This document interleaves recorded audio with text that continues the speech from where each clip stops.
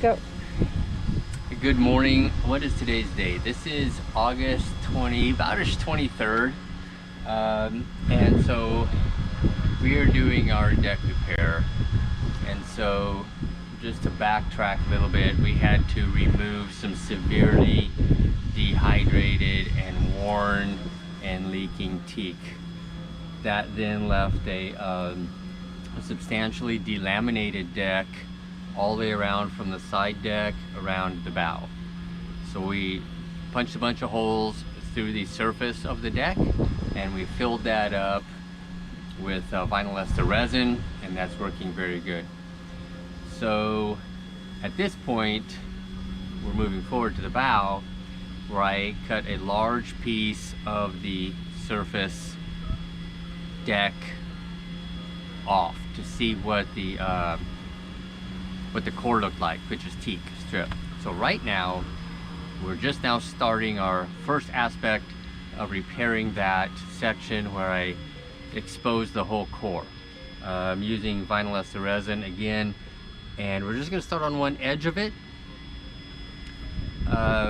because we found that the individual teak boards, which are used as core, they've started to warp. It's pretty hot here. It's getting up in the 90s. The wind here is just wow. It just blows and it just sucks the moisture out of things, and so some of our teak is starting to warp a little bit and bend. So we have to weight it down, hold it down, make sure everything's clean so everything goes back together well, and then we're gonna start just resining one end only and getting that secured, and then when that's good, then we will move up and do some more. So that's all we're focusing on right now, is the edges where we can control the level of the deck. So explain what kind of wood we have under our... It is teak. The core is made of teak. So if you can think of, you can imagine, well, we can look at it. Here's a teak deck right here. This is our cockpit. Here's a teak deck. Well, underneath our glass deck, we have a core made just like this. So it's 1/2 inch thick teak strips underneath our deck layer, with then teak deck that was then put again on top, which we removed the top layer. So teak is what our core is made of. Okay. So this is the vinylester. I'm guessing about 15 ounces of vinylester resin, and then putting in the appropriate MEKP, which is our catalyst, and stirring up this concoction. And then I'm just going to go... changes colors. I'm just going to... The heat in the sun causes it to kick pretty quick, so I try to keep it out of the sun. A dirty, muddy look. Yeah, and so that's what a good mix looks like. So I'm just going to pour directly from this, and you'll see we'll go up forward. There doesn't have to be anything too surgical about it.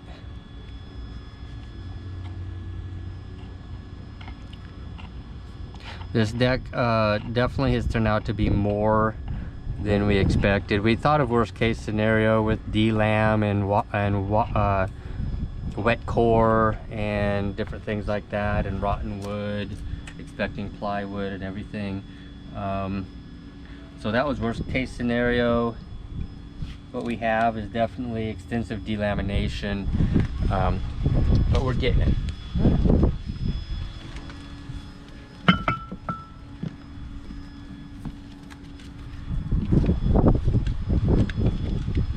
See our beginning of our repairs of the deck, and we've started filling in all these little holes. I'll take you up front and you can follow Marcus.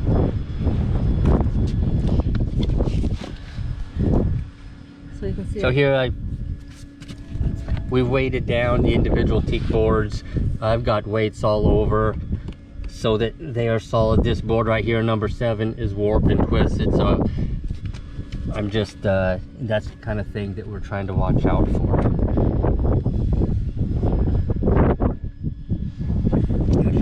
start up here, right here.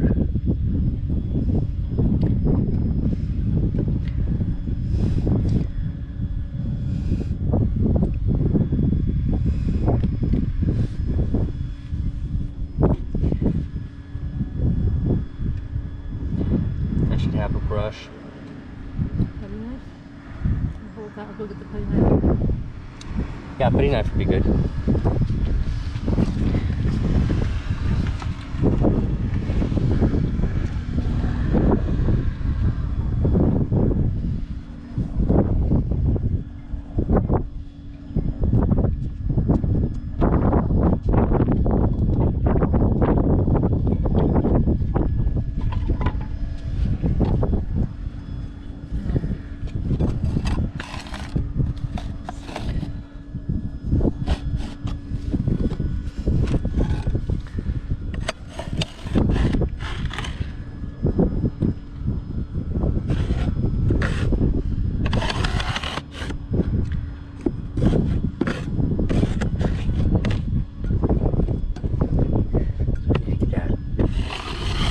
Press back down right there. Number 4 is coming high.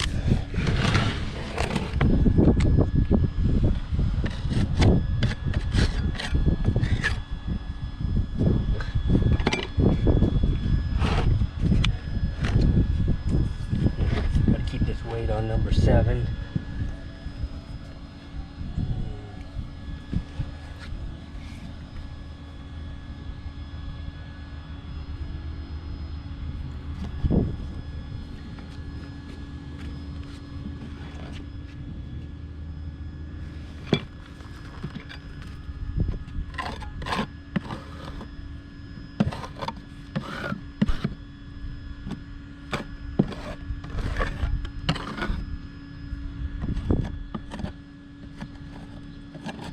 What I think it's trying to do also is run vertically underneath the floors.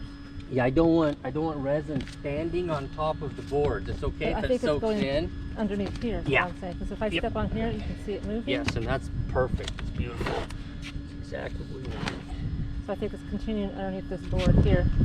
You know what? I can move these back. I've got a lot of resin. I got to get it poured. Yep.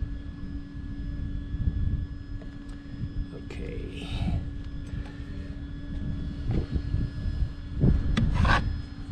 So this was recommended by the guy in the boatyard, and his name is, what's his name? Yeah, Kelly. Kelly. Kelly's his name He's the here. fiberglass person here of using the vinylester versus Epoxy. epoxy. And then we will be adding on top of everything at the end a layer of biaxial fabric. Actually, I Yep. do want that to go just like it's going.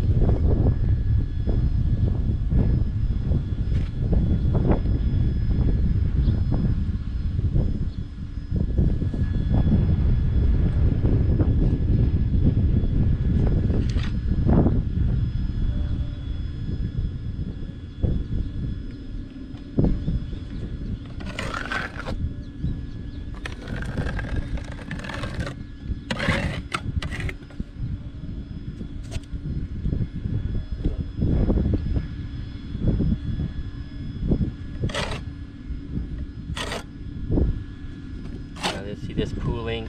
This pooling is what I don't want because we have to have our deck piece to fit in. So try to smear some of that up elsewhere. It's definitely a figure it out as we go. See when those smash down. See this moving? Here's number 7's. I'm pressing on it. I think you can pull more along this line here. Let's do that.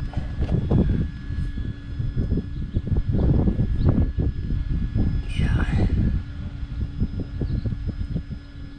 think it's just gonna squish underneath this decking.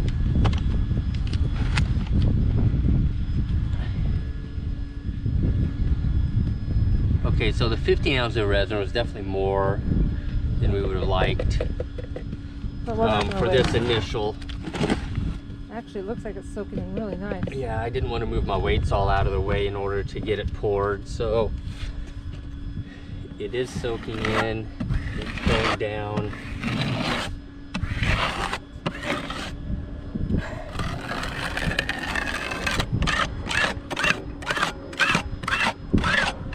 Now we need to get number 7 squished back. And the goal, we want this resin to saturate into this teak so that we can then put our top layer over and get good adhesion of the top layer. I'm gonna pause this. Yeah.